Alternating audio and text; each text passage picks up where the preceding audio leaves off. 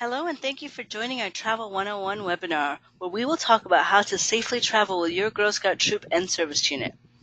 Girl Scouts is invested in creating girls of courage, confidence, and character who make the world a better place.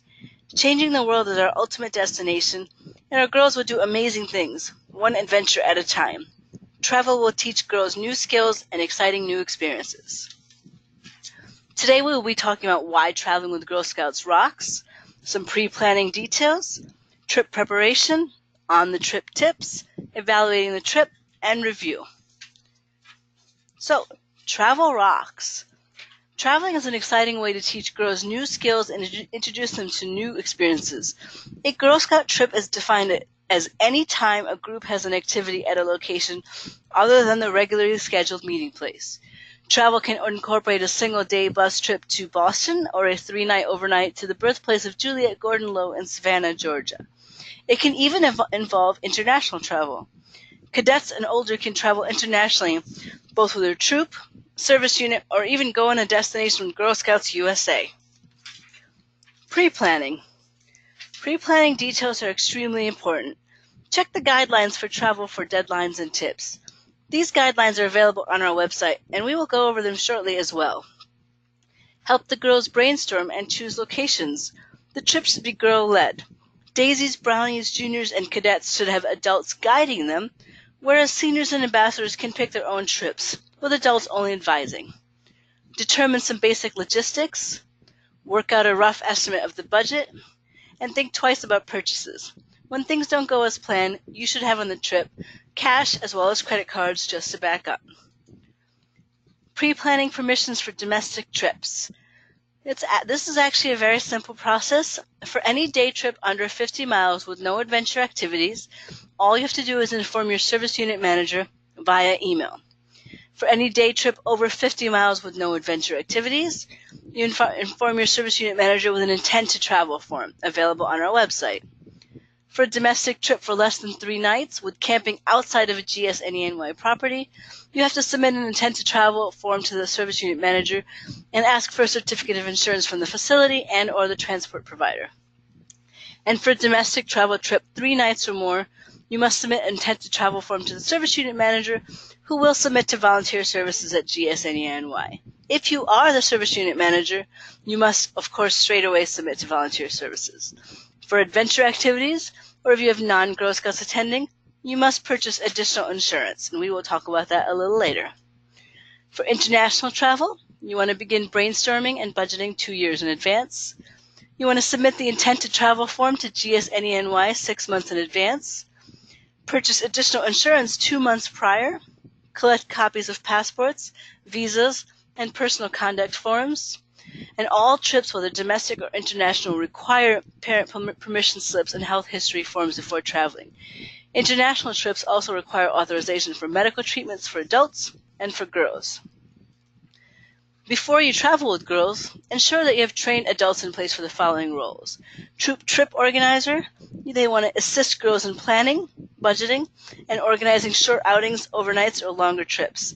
The troop trip application must be submitted to your volunteer support coordinator in advance.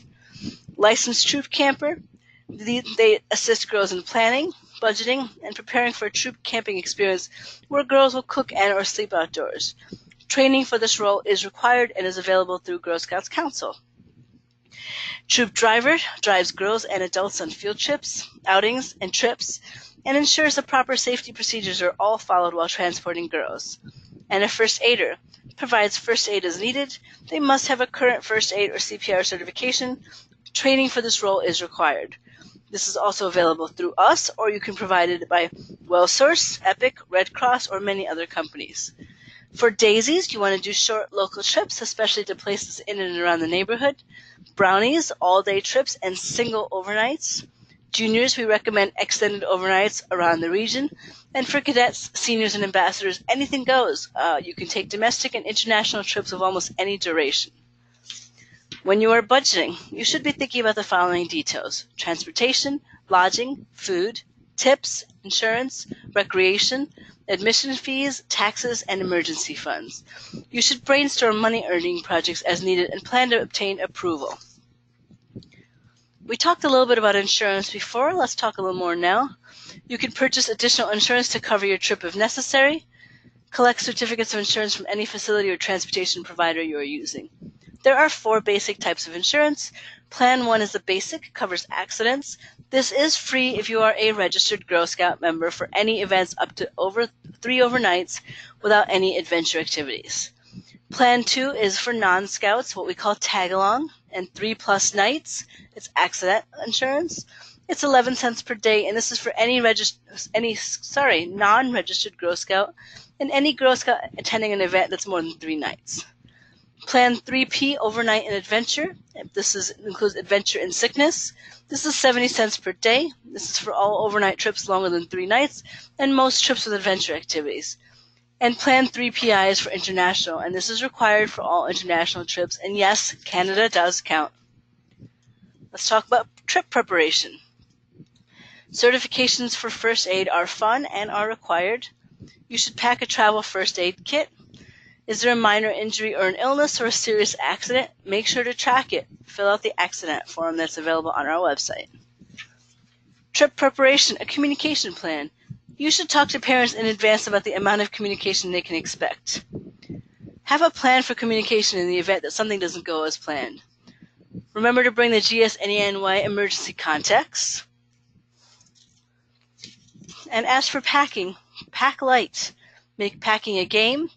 Girls should carry their own pack. You should have someone assigned to carry or keep track of group items. And use the equipment checklist available on our website for a car or a van. Things to remember. As per GSUSA requirements, all males must have a separate sleeping area and a separate bathroom. All drivers for Girl Scout events must be registered Girl Scouts, licensed, insured, and at least 21 years old. Girls must never drive any other girls. Permission may be given for mothers and daughters to share beds, but no other adults and girls may share beds. Girls should go everywhere with a buddy. The minimum level for girls to travel internationally is cadet. There must be a minimum of 2 unrelated adults attending each trip, and leaders may collect health forms at the beginning of the year and keep them for the year. On the trip, be a savvy traveler. A tacky tourist is an insensitive traveler who roams around clueless about the culture she's visiting. If you want to be seen as a true traveler, keep the following tips in mind. Word power. Take the time to learn a few words in another language if necessary, or use please, thank you, excuse me, hello, and goodbye. Slow down and avoid slang. Crank down the volume. Keep raucous laughter to public squares and sidewalks. Photo op. Ask permission before you snap your shot. What to wear. Respect local dress codes and modesty norms.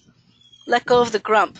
Would you rather complain about the weirdness of a place, people, and things, or soak them all in and take the best memories in photos, journals, and stories? And can't beat sleep. Keep a few hours for primetime shut-eye, as there will be plenty to do and see tomorrow. After the trip, you should be evaluating the trip itself. Ensure a reflection time throughout the trip, and then check in with the girls at regular intervals after the trip.